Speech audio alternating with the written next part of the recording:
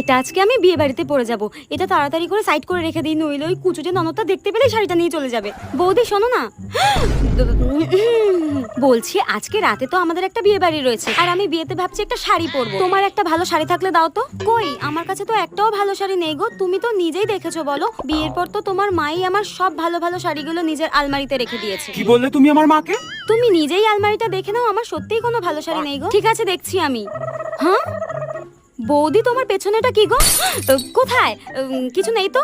ওই তো পেছনে, ওই তো ডাইনিটার সব দিকে নজর থাকে। এইটা কি সুন্দর শাড়িটা। এটা আসলে কালকে আমার মা দিয়ে গেছিল। আরে আরে, দেখি শাড়িটা দাও দেখি। ওয়াও, শাড়িটা কি সুন্দর। আর তুমি ইচ্ছা করে লুকিয়ে রেখেছিলে না? ডাইনি, শাড়িটা দে বলে দিচ্ছি। যাই হোক, শাড়িটা আমি পরে যাবো বিয়ে বাড়িতে, তুমি অন্য কিছু পরে যাও।